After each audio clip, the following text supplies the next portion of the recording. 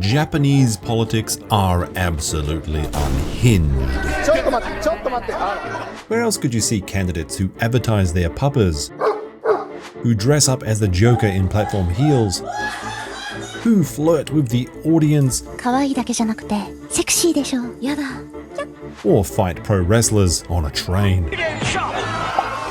This is the mad world of Tokyo's governor's election or gubernatorial race. You know, I was called a goober once, and it's the pain that really never stops hurting. To understand why this is all happening, we first have to introduce you to the problem child of Japanese politics, a party that was literally founded on the idea of not paying for your TV license for Japan's version of the BBC, NHK. The NHK Party, also known as the Collaborative Party and briefly as Politician Girls 48 Party, was the brainchild of Takeshima. Tachibana. Hey, that's his dog Sasuke on the posters. And many of the party members are internet celebrities or YouTubers. It is a fringe party with just 2% of the vote, but they have seen some success holding a couple of seats in the upper house in 2022. The party has been a constant source of controversy and has now discovered a loophole to hijack the main source of political advertisement in Japan. You see, political advertising in Japan is very strict. You can't pay for advertising on TV or online. You can't pay for people to staff your campaign or go door-to-door canvassing. This is supposed to level the playing field and keep money out of politics. So one of the main ways that candidates advertise themselves is via government poster boards, which are divided into 48 equal spaces. Now here's where things get spicy. Yeah, boy. There is no limit to the number of candidates a party can run. The only requirement is a deposit of 3 million yen or around $18,000. Money that you can get back provided you poll well enough.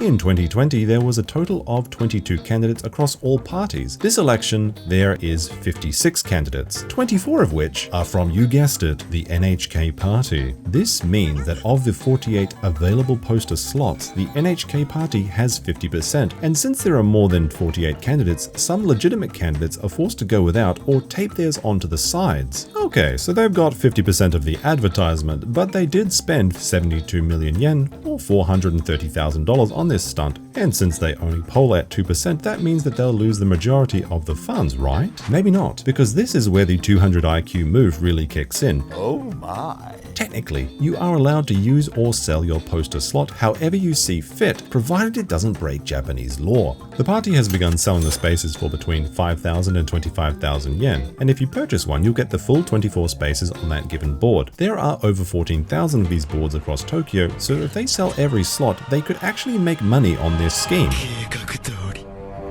Although to be fair, early reports suggest that only 30% of these spaces have been taken thus far. So what are people doing with these spaces? Well, pretty much anything they want. The NHK's Joker candidate, more on him later, cosplayed as the Mask with the suggestion that they end Japan's declining birth rate by using polygamy. Or what about AV models posing to get followers on their Insta or Twitter accounts? Which totally worked, by the way. She gained over 20,000 followers. One sign in Kabukicho advertised a top earner from a nearby host club.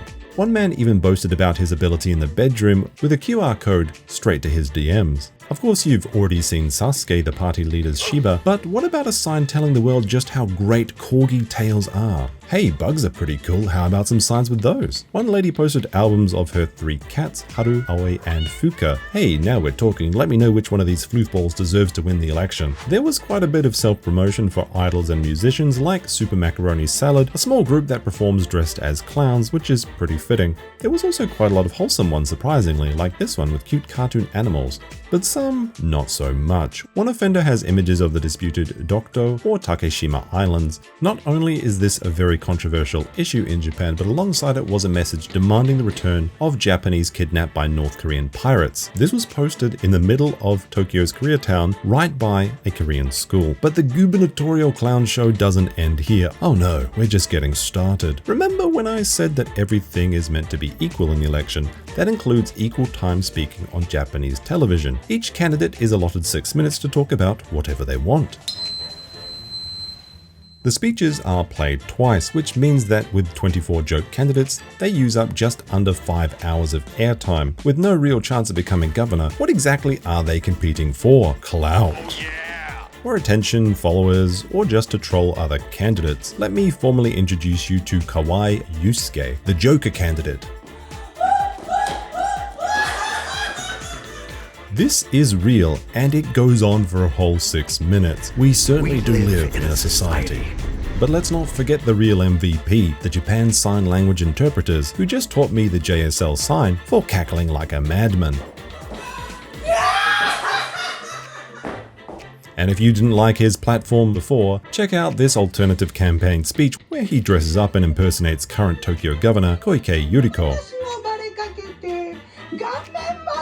That's not your mother, it's a man, baby! Actually, come to think of it, trolling the governor might be Yusuke's full-time job. He bought a lot of the available campaign boards for different ads. In one of them, he holds up his degree from Kyoto University and challenges Yuriko to prove that she actually graduated, since she went to a university in Cairo, Egypt. But that's not all. Let me show you who I'm voting for. 暑いね Uchino Airi, who captured my heart with her address titled "Watch My Cute Political Speech Broadcast Party," which, and I remind you that this is real, who used her time to ask questions like, "Am I kawaii?" and begins flirting with the voters, asking them to add her onto Line Messenger and promising to message them back.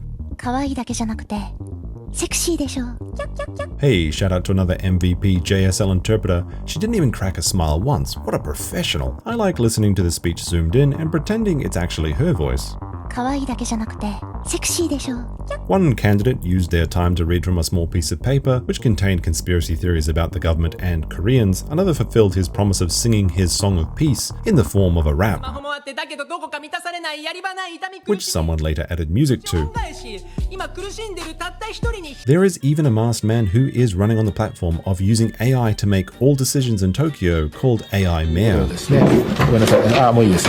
And of course, there is the 96-year-old Dr. Nakamatsu, who's been running for longer than all of us have been alive. A man who posted videos of himself wiggling his own ears and a rapid-fire question and answer segment to prove his cognitive ability.